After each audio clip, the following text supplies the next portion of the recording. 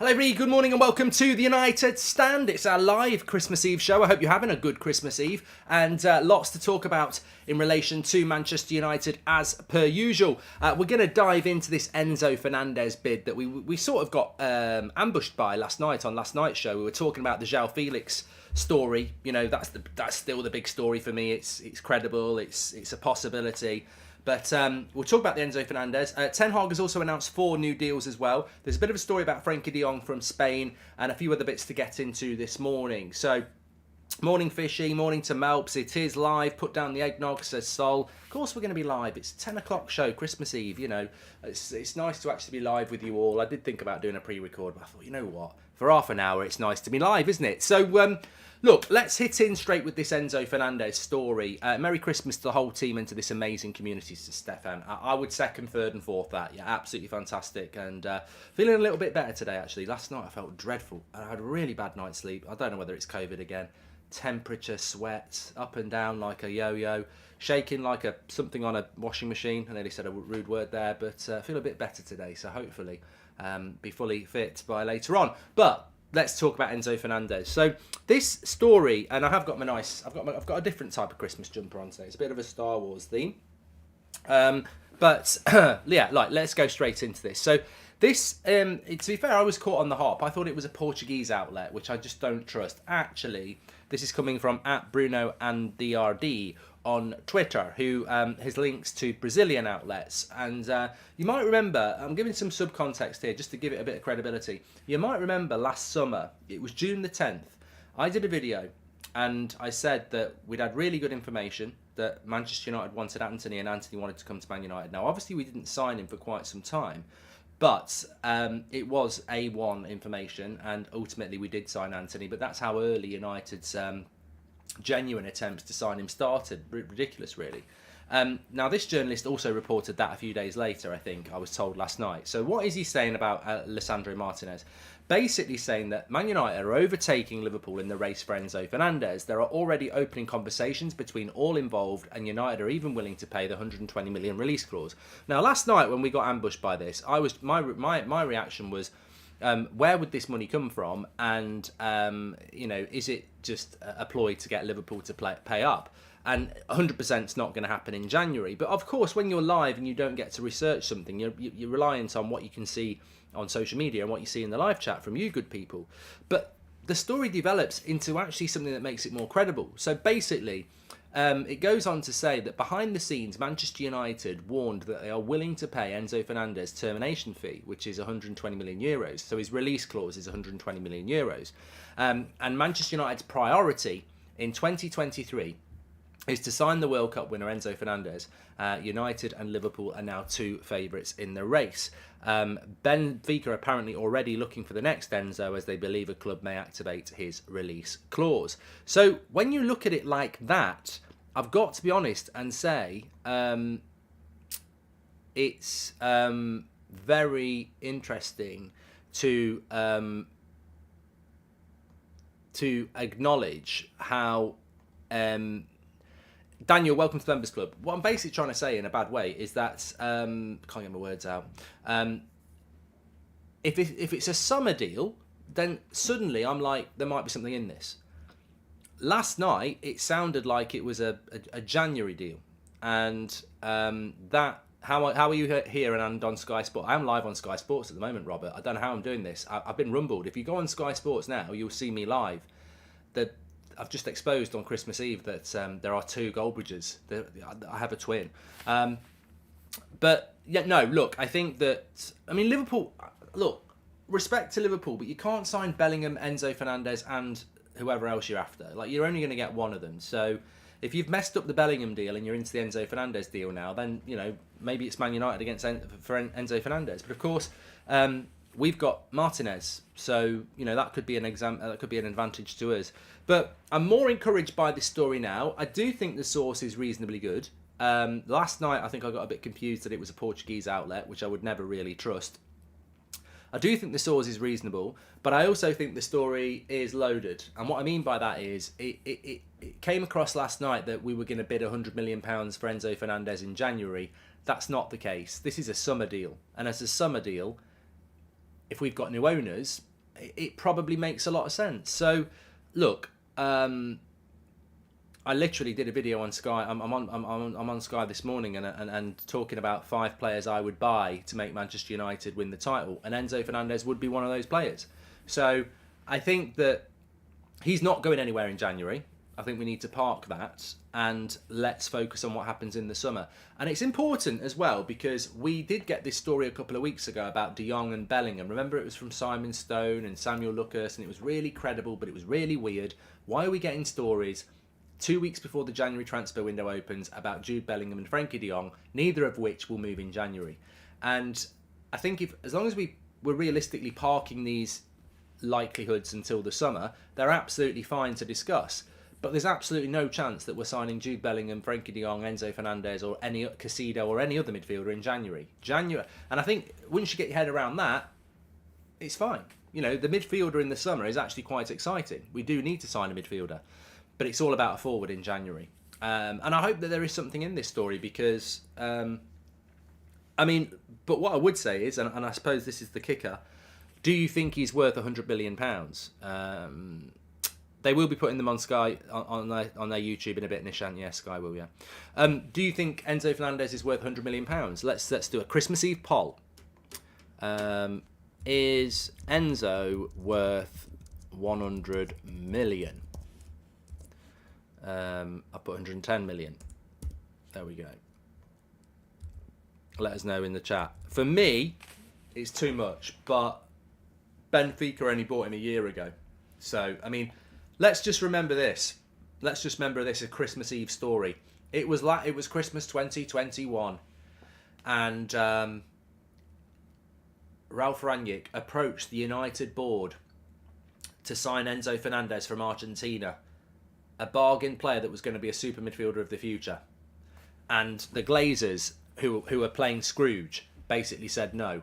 And a year later, we're now negotiating potentially to spend £100 million on a player that we could have got a year ago for less than 20. Laughable. And you know what makes me laugh the most? The Glazers will go. Ed Woodward has been replaced by Richard Arnold. But there are still scouts, directors of football, that were here a year ago saying no to Ralf Rangnick for Enzo Fernandez, who are now going to say yes to Erik ten Hag. I mean, I would just sack those people straight away. I'm like, you turncoats, basically. You know, your credibility is in the mud. You know, what is your excuse for saying no to Ralf Rangnick for Enzo Fernandez a year ago, but now you're going to say yes to Erik ten Hag? And also, you would have got Enzo Fernandez for less than 20 million a year ago, and now you're going to spend 100. You are the definition of incompetent. Get out. I've played the game. Get out. It's mad that we could have got him for basically nothing. Another Ralph Target, Gakpo and Enzo would be so nice as SK. And Paul Darlington, welcome to the Members Club this Christmas Eve. Bellingham will cost about 120 million, I think, Rob. I think he'll go for more. He's 21 and a World Cup winner. Can't say Bellingham is 100 million and Enzo's not, says James. I think that's probably one of the stupidest comments I've ever seen.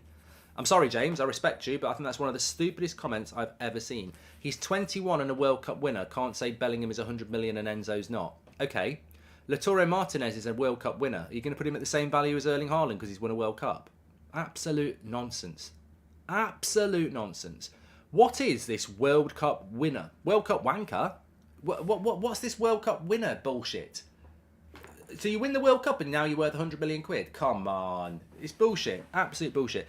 Enzo Fernandez is worth about 60 million quid based on his Benfica form. Argentina winning the World Cup, couldn't give a shit. That should not be dictating prices. The World Cup is a bubble. No. And comparing Enzo Fernandez to Jude Bellingham, really, I've played the game. I've watched the game. If you're comparing Enzo Fernandez to Jude Bellingham, you need a day off. Enjoy your Christmas and don't think about football. Joshua Bowater, Merry Christmas to you and all the crew, Mark. Massive thank you for all the content over the years and have a good one. Merry Christmas to you, Joshua, and everyone else who's watching. Keep up the good work, David says. Thank you. Hi, Mark. Thoughts on Pep's comments on Calvin Phillips? Would imagine Erik ten Hag would do similar. Luke, I just said wow this morning. I mean, we're a Man United channel, but basically, Pep Guardiola has said that Calvin Phillips has come back from the World Cup overweight and not fit. I mean, it doesn't look good on Gareth Southgate, does it? It's because it's a party. That England squad's a bloody party. That's why they want Southgate to stay. Grealish loves it. Never fucking plays. Bloody loves playing for England. Doesn't even start. Loves it. It's a party. That England squad is a party. That's all it is. And the fact that Calvin Phillips has come back and he's not, and Pep said he's overweight, and in a footballing sense, not like it's not fat shaming. He's just saying he's not fit.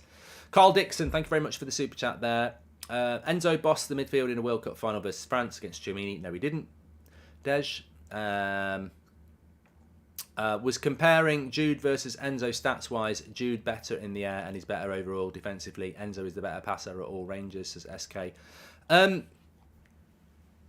78% of you wouldn't spend £100 million on Enzo Fernandez. Let's do the next one. I'm going to do another poll. We're polling a lot here. We're polling, and I hope you like polling too. Who would you go for, Bellingham or Enzo? I think this will be funny. 100% Bellingham for me, but let's have a look what you would say. So look, before we move on to the next story, Enzo Fernandez to Manchester United. A little bit more meat on the bones from the story last night. This is a summer deal that Man United will try and do. It's not a January deal. We don't have the money in January to do that deal.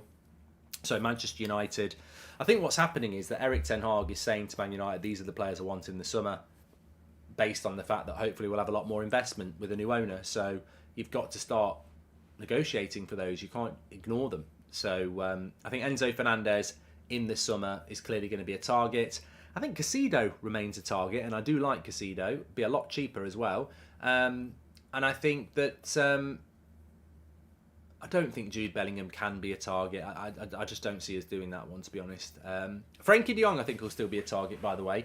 Sport in Spain, we're talking about it this morning, which is a Barcelona outlet, saying that Man United and Ten Hag still obsess over Frankie de Jong and will try again in the summer to bring him to Manchester United. Absolutely 100% agree that will be the case. Do I agree with us doing it? I think we got the better deal with Casemiro. If we'd have got Frankie de Jong and not got Casemiro, I don't think we'd be in the position we're in now. I wouldn't be so confident. Casemiro has revolutionised that team, an out-and-out CDM that we wouldn't have had if we'd bought Frankie de Jong in. So, I know Ten Hag wanted Frankie de Jong, but do you ever stop and think, imagine if we got Frankie de Jong. Silverbridge, welcome to the Members Club. Imagine if we got Frankie de Jong. We wouldn't have got Casemiro. We wouldn't have that holding midfielder. It's crazy when you think about that. Football is a game of chance and circumstance, and we'd be we're so much better having that definitive specialist centre defensive midfielder, aren't we? So but look, would I like Frankie de Jong and Casemiro? Yes, I would. Do I think that Ten Hag will go back for him? Yes. Do I think that Barcelona will still try and sell him? Yes, because they want to his wage is still massive, and Barcelona, really, let's be honest, if you thought Barcelona were in trouble last summer with their levers, they're in more trouble now because they're not actually in the Champions League for all those levers they pulled. So I still think that that's a possibility. Hi Mark, that is looking much bigger now, says Ashley Davids, thanks. And UCAT, welcome to Members Club. Declan Rice, any possibility we get him? Says Viniac. I think Declan Rice will always go to Chelsea. And if he doesn't go to Chelsea, I think United might have a chance. Crazy Casido is only on £3,500 a week at Brighton, says Joshua. Well, Casido's another player that we could have got at Manchester United. 68% of you would rather Bellingham over Enzo, but I do think that we will go back to and try for de Jong in the summer. I mean, the interesting thing for me is, and I'm not going to run a poll on it because I know the answer, I know for a fact that most people would rather we bought Bellingham or Enzo Fernandez over de Jong. Whether that's right or wrong is down to you. I mean, I'd probably agree with that. I think that Bellingham and Enzo Fernandez are so young that they could be part of your midfield for the next decade. I think de Jong's a good player, but what is he, 26? Doesn't really want to be at Man United as well. I think you've got to take that into account. But Ten Hag is obsessed with him. And, I think when Ten Hag is obsessed with somebody, it's obviously because of how he wants to play football, isn't it? So, yeah, we'll see what happens with that. But Sport reporting about that. Problem that Man United have is always pay overpriced, overrated English talent, says Delta. Well, name me an English player that we're linked to at the moment. I mean, we're not linked to any English player. I agree with you, but we're not actually linked to any English players at the moment. I mean, Declan Rice, yes, would be overpriced at £100 million, but we're not actually looking to buy him. Harry Kane's a player I think we'll go for in the summer, but again, we're not definitely looking to buy him. Bellingham, I don't think we've got a chance of getting JFK DGH. I don't. I'd like us to buy Bellingham, but I don't think we've got a chance of getting him. Bellingham is English, thank you very much, but I don't think we've got a chance of getting Bellingham. A lot of people are telling me that Bellingham's English. We won't get Bellingham. If I get proved wrong, happy days, but we won't get Bellingham. I think he's going to go to Liverpool or Real Madrid. And I think a lot of work has been done on that. And I think a lot of work is being done on that now. And United can't do that work because we just don't have the money. Until we get the new owners in, we can't go and bid for Bellingham. Merry Christmas to everyone at the United stand, says DJ. A little bit of news. I call it slow sports news. I've played the game. I call this slow sports news. I was driving in this morning in my Audi. Crunchy nut cornflakes, yellow tie on, and I thought this is slow sports news, but I'll cover it. It's a new show. So Erik ten Hag has announced 4 new contract renewals for Marcus Rashford, Dalot, Luke Shaw, and Fred. They've all officially been given an extra year on their contract. Now remember, they were out of contract in the summer. And they've been given the +1, which we know all United players tend to have on their contract. So it's been announced officially now. We've spoken about this a couple of times this week. I mean, I suppose it's a bit like deal done and official, isn't it? You get both. You know something's happening, and then the club announce it officially. I mean, it's not surprising. In many ways, it's not surprising. I suppose people will say, well, where's De Gea's? But as we know with De Gea, we're trying to negotiate a longer contract, and the club don't really see much point in negotiating a shorter contract. I think with Rashford and Dalot and Luke Shaw, they clearly think that the contract negotiations might take a while, and therefore they don't want to put themselves in a position where, effectively, in a week's time, on January the 1st, if you're out of contract in the summer, you can be spoken to by clubs outside of the Premier League. So next week, if Man United hadn't extended the contract of Marcus Rashford, PSG could be speaking to him legally. So that's, it makes sense to do that. I don't think Fred's going to get a long-term contract. I hope he doesn't, but it makes sense to extend him for a year so that he can't go for free in the summer. I suppose people would say, what about De Gea? I mean, somebody could come and take De Gea in a week's time and offer him something, which they could. They could do that, but I get the feeling that the reason that they haven't announced a 1-year extension for De Gea is because they're very close to announcing a new contract. I wouldn't be surprised if in the next few days we announce a new long-term contract for David De Gea, because it doesn't make a lot of sense to let him just, to let that contract run down to the summer. So I think the thing with De Gea is that will be announced very, very soon. UCAT says, if we can get Enzo or De Jong, I'd be delighted to find Eriksen in a deep position. We need that ball-winning ability in that position, which I find Eriksen lacks. Merry Christmas, Mark, says UCAT. You're absolutely right. I think with Gary Smith says, any news on Felix? Literally the show last night. Nothing new to report on that. I think with Eriksen, we've spoken about it a few times. I've done some videos on the members section a couple of months ago about deep diving in on, and I'll do some more of those in the new year, where you deep dive players and really dive into their match stats, like tackles won, etc. And Eriksen's not very good at the physical side of being a midfielder. He's not very combative. He's not very good in the air. He's not very good at interceptions. Basically that's Casemiro's job. Now, I think if you're playing in midfield 2 and you're a team that's fighting for 4th, you can't afford to have one player who does all the defensive work and another one who just does all the passing. I think we saw it at the Etihad when we played Eriksen. We just got absolutely dominated. There will be games, whether it's in Europe or the Premier League, where you've got to play Casemiro and an Enzo Fernandez or a Jude Bellingham or somebody who is physically capable. And I don't think that... I like Eriksen, but as I've said before, my opinion on Eriksen is that he's a number 10. Now, I know that's not the case. He can play in the midfield and he can do it very, very well, but I do think that Eriksen shouldn't really be tracking back as a midfield 2 player. That's not really getting the best out of him, and physically I don't think he's the right sort of role for that. So but that's obviously something that Ten Hag... I know why Ten Hag plays Eriksen there, by the way, because he wants somebody to link the midfield with the attack from deep.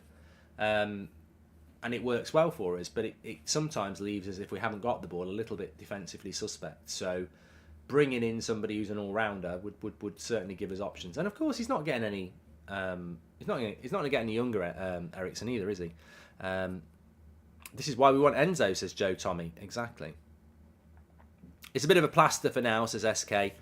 Yeah, well, look, Eriksen's been a fantastic signing. Value-wise, he's probably our best signing. To get a player like that for free, who, you know, is fundamental to the way we play as well. I mean, look, I'm not going to pretend that Eriksen defensively is good, but he's certainly very good offensively. You know, you put Fred in instead of Eriksen and you notice it. Eriksen is Frankie. He will go again for him. Exactly, Robert. I mean, I was sort of working towards that, but you're right. I think that Frankie de Jong would be that player that Eriksen does. And the interesting thing is, I think if we had Frankie de Jong, like Robert says, and you played Casemiro Frankie, I think Bruno's place would be in problem. I do. I don't think Eriksen goes to the bench just because you buy Frankie de Jong or Enzo Fernandez. I think Eriksen would naturally move into a higher position, and that's potentially what the long-term plan is, because I don't think that Donny's the long-term plan. Silverbridge says, Merry Christmas to you and all the United Stand staff. What players do you think some of our players are worth so far? What players do you think some of our players are worth so far? Don't really know what you mean there, Silverbridge. But Merry Christmas to you. Bruno's better, says Wiki. I'm expecting Bruno to really kick on over the next few weeks. He seems better. Sean Walker says, Bruno is his preferred player over Eriksen from what I see. Well, I don't agree with you on that, because they both start. And Eriksen's position is not Bruno's position, and Bruno's position is not Eriksen's position. So I don't think you can see that there's preferential treatment for one or the other. I think Ten Hag massively values both players. But I think, and maybe we'll have this situation next season, if we bring a midfielder in who is going to start, it'll be Casemiro and that new midfielder. Now, does Eriksen go to the bench, or does Eriksen take Bruno's role? That will be interesting. Frankie de Jong is a brilliant technician, says G-Man, but he's stated a number of times he wants to stay at Barcelona. Ten Hag needs to find an alternative.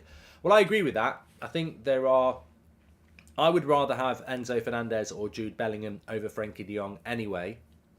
But I'd also rather have them because if they want to come to United, they'll come. Whereas Frankie de Jong has been kicking and screaming about coming to United. So, yeah. Ronaldo says, are you streaming tomorrow? Not on Christmas Day, no. That would be just all kinds of wrong. So I'm not. We have got a really good video coming up for you tomorrow. Do not miss it. If you've been watching us for a number of years, you'll know what the video is tomorrow. It's basically like the year roast. It's our Christmas dinner for you. It's basically the year review. So every month, it's the best bits or worst bits of it's the story of the year on the United Stand for Manchester United. United been screaming out for CDM since Pogba left, says Alex. Well, Pogba wasn't even a CDM, was he? We don't want a player that doesn't want to play for us, says Catherine. Ronaldo is going to Al Nassr. Harry, I don't want to talk about Ronaldo, but what a waste. What a waste. I'd go for Casido, says Sika. I like Casido. I do like Casido. I know he's not glamorous compared to Enzo Fernandez or Jude Bellingham, but I do like Casido, and I think he'd be very interesting. Very, very interesting player to bring in. Disciple says, if we did bring in Jude Bellingham, who would he replace?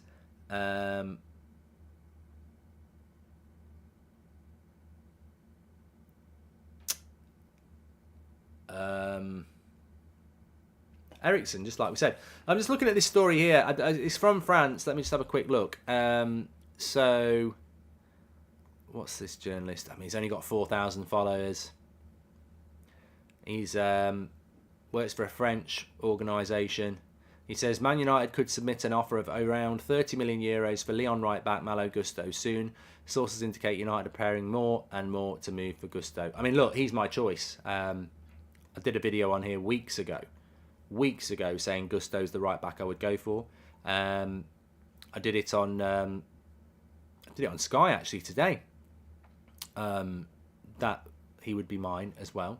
So, you know, it's an interesting one if we go and do it, but I don't know that we will. It seems a little bit too perfect for me that we would go and do that. But look, I would love Gusto to come to Manchester United. And some people won't know who Gusto is. I mean, I was on Sky doing this show this morning, and I said Gusto, and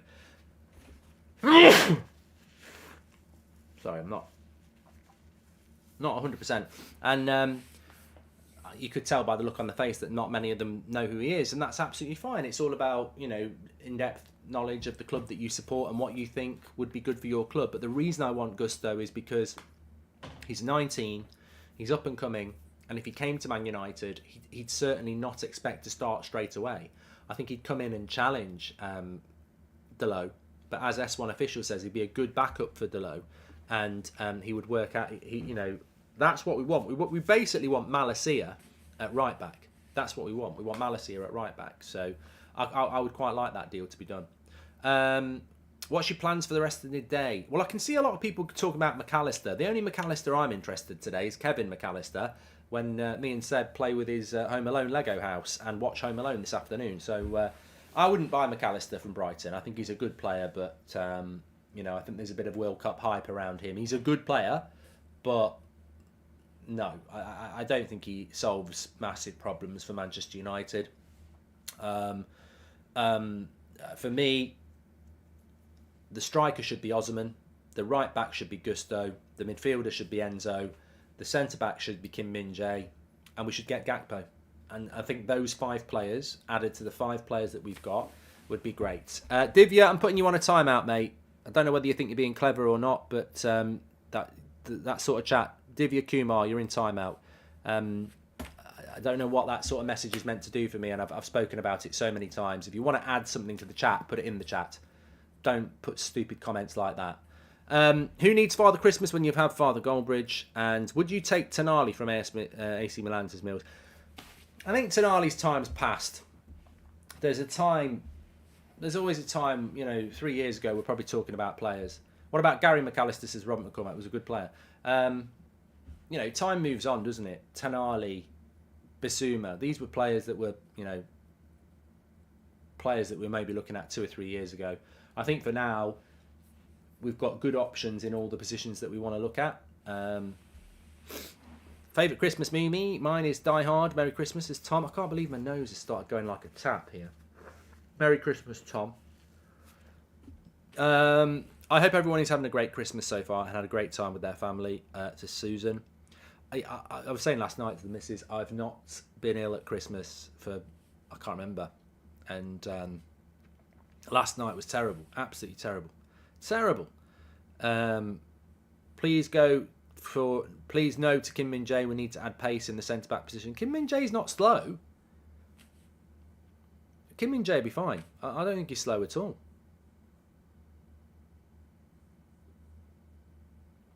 Would you take Mount from Chelsea, says Clements? Well, it's never going to happen. How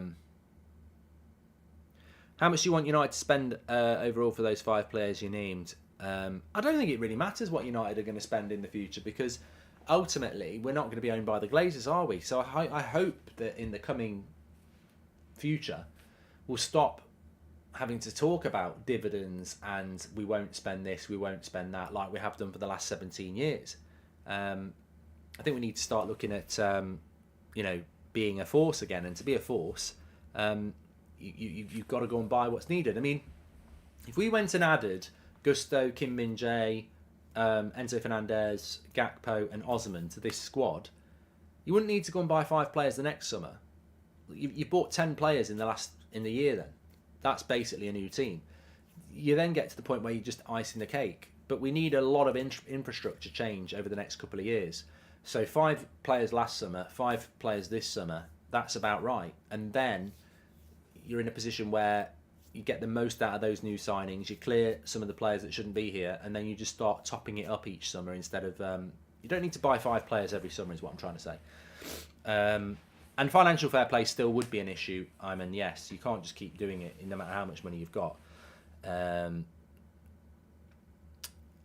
we're not going to be... SS says City bought lots of players and fast-tracked their way to success. And you're not going to be successful by trying to polish a turd.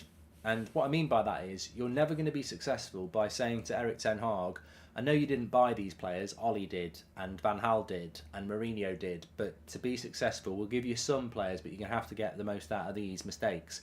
That's not how you compete at high-level sport. You don't.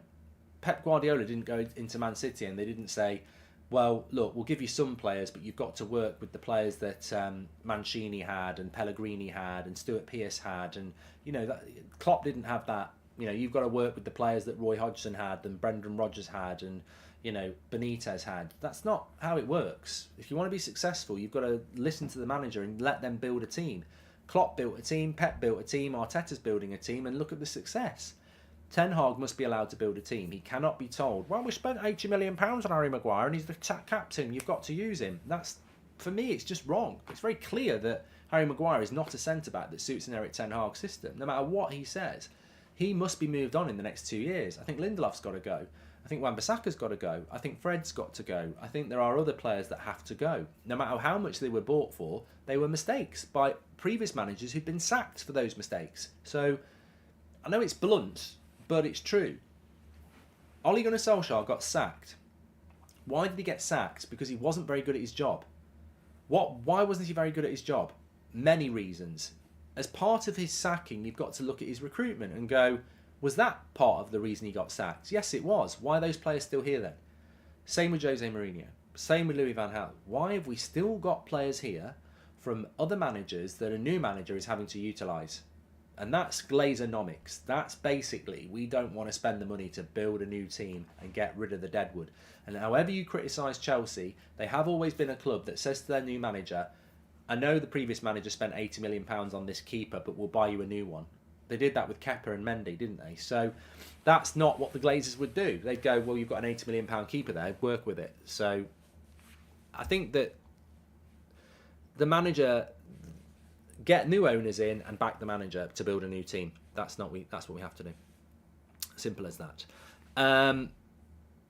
Phil Jones is... Phil Jones... Forget about Phil Jones. I don't know where...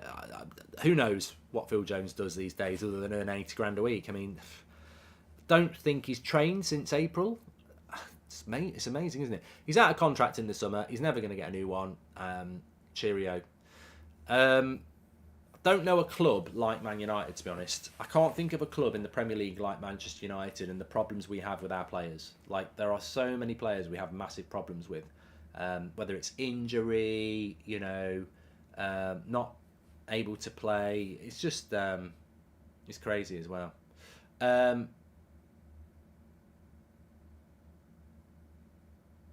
Would Phil Jones be good in the Championship? I don't think he'd be good in Greg's. He'd always be phoning in sick. Phil Jones, you can't judge Phil Jones. He's never fit. Uncle Albert, thanks very much. Likes the sweater. I don't know what's happening with Eric Bailly. He's on loan. He'd be back in the summer. I don't know whether he's injured again for Marseille. Lindelof at centre defensive midfielder. God, we're back in 2018 again. Has Lindelof ever played a game in centre defensive midfielder? I mean, I love the fact that it gets mentioned so often, but has he ever played a game at CDM? Under any manager? Don't think it's ever happened. NS says Jude Bellingham's overrated. Well, that reminds me, the poll is, which player would you prefer, Jude Bellingham or Enzo Fernandez? 63% of you would go with Jude Bellingham and 37% of you would go with Enzo Fernandez. Obviously, we spoke about Enzo Fernandez at the start of the show. I would prefer Jude Bellingham, if I'm being honest. But I don't think we'll get him. Disciple says, if you had a 3 million budget for the summer, who would you get? Well, very easy. Gusto's 30 million. Kim Min-jae's 45 million, so that's 75. Enzo Fernandez is probably 100. I'd try and get him for 80, so that's 155. Osman's 100, 255, and then Gakpo for 45. 300 million. It's quite easy, that was. They're the 5 players I think we should be going for. Phil Jones, aka Phil, pink boots, must have dirt on the club for them to allow him to stay all this time. Says Sheriff. Well, he hasn't got dirt on the club. He's got a 5-year contract. What are they supposed to do? I don't think he's got dirt on the club. He's just got a massive contract that he never should have been given, and he's not the only one. I do like Lindelof and I do like Maguire, but I don't think they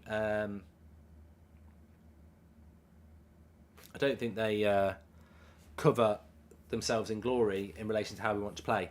Oh God, there's always somebody, isn't there? Man United, MUFC all day. Mark, you don't watch Gusto play. What are you talking about? Okay, mate, because you live in my cupboard, don't you, and watch everything I do. You live in my head and know everything I do. Sad little twat.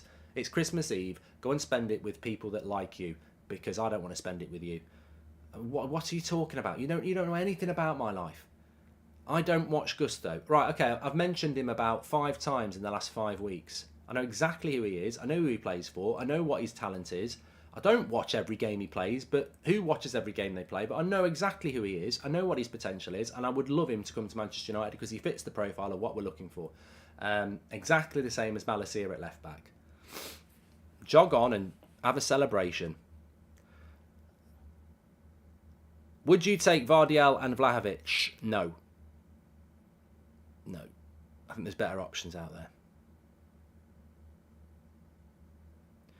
Mark, I think our loanees will be bought or returned to the bench as junior. I don't know. I don't know about that. I'm not sure about that.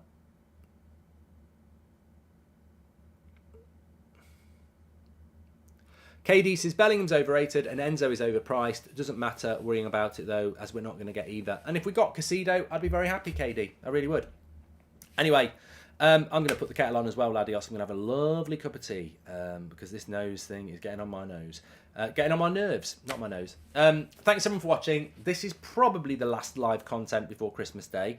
We have got a video going out for you later on, which is going to be the preview for the Forest game, but I don't suspect that will be live. Got a fantastic video going up for you tomorrow. We'll definitely be live Boxing Day morning at 10 o'clock with a new show, because obviously football's back on Boxing Day. We play the day after. There is a press conference reaction coming out, I think, on Monday as well for Ten Hag, which has already been recorded, which is embargoed until Monday, which is Boxing Day. So I'm trying to keep up to date with what the days are. But I just want to say, look, for my last live show before Santa comes, happy birthday. Happy birthday, Jesus. No, Merry Christmas to you all. I hope you have a fantastic Christmas. It's been a pleasure spending this morning with you, even though I feel a bit shit. But more importantly, it's been a pleasure spending this year with you and previous years.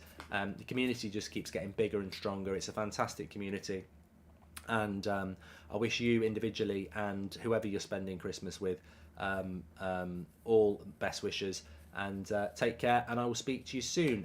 Watch out for the preview later. I mean, look, if anything breaks today, I'll go live. I'm not expecting anything to break today because even journalists have family time. So we'll put up the preview a little bit later on if you're a little bit bored and you want something to watch.